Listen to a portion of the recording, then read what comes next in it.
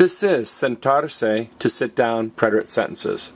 Now, if you don't understand why there's a se here, it's called reflexive, and there's a clip you need to watch. It's called reflexive, what it means and when to use it. Because if you don't understand this se here, these 5 sentences won't make any sense to you. All right, now I'm going to read each of these sentences in English, then Spanish, and then clap.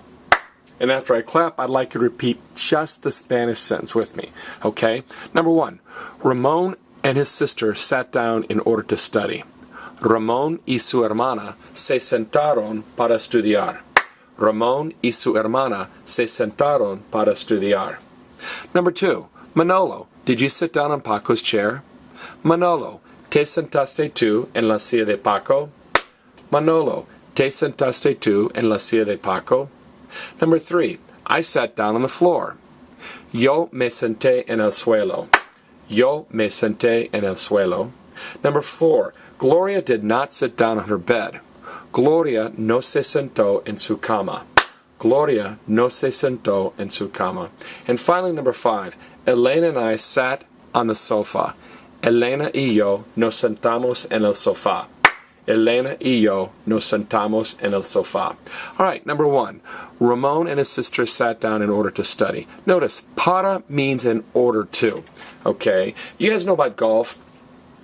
In golf, there's a term that's called par. It's the number of strokes it takes for most people to reach the hole. Like if it's a par 3 golf course, it takes 3 strokes. So, in order to shoot par, you have to practice. Say that. In order to shoot par, you have to practice. So, para means for or in order to. Para means for in order. Because again, in order to shoot par, you have to practice. Now, which sounds better? Ramón and his sister sat down in order they studied or in order to study? To study. And remember, if you see the word to in English, you don't chop and glue in Spanish. When you see the word to, don't chop and glue. So if you see to, that verb is going to end in AR, ER, IR.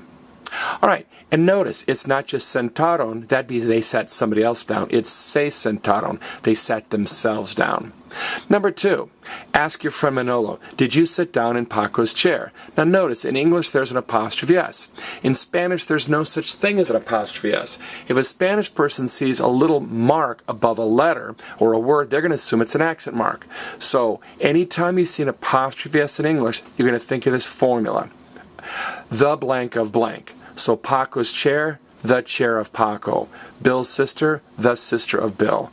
Charlie's car keys, the car keys of Charlie. So Manolo, did you sit down in Paco's chair?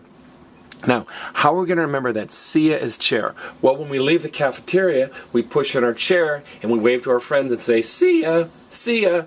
So if you said goodbye to your chair, you'd say, see ya, see ya. All right, I admit that's kind of silly, but see ya's chair.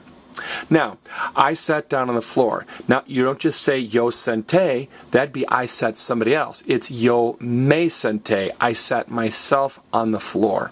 Okay? And we've seen suelo before. Remember I talked about pongan todos los libros en el suelo. Put all your books on the floor. Or Sue was feeling so low, she just laid down on the floor and started to weep. Sue, see the word Sue, was feeling so low, she laid down on the suelo, the floor, and started to weep. Gloria did not sit down on her bed. Now, Mr. Holt, I thought Sue meant his. Sue means 5 things. His, hers, its, yours, sir, yours, ma'am. And comma's bed. Like, come on, Mom, don't make me go to bed. Or, come on, Mom, don't make me make my bed. Comma's bed.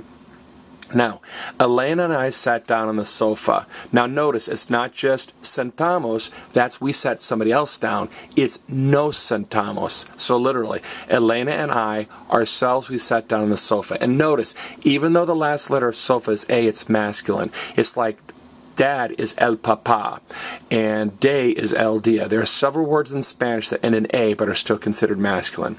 All right, this has been Sentarse, to sit down, preterite sentences.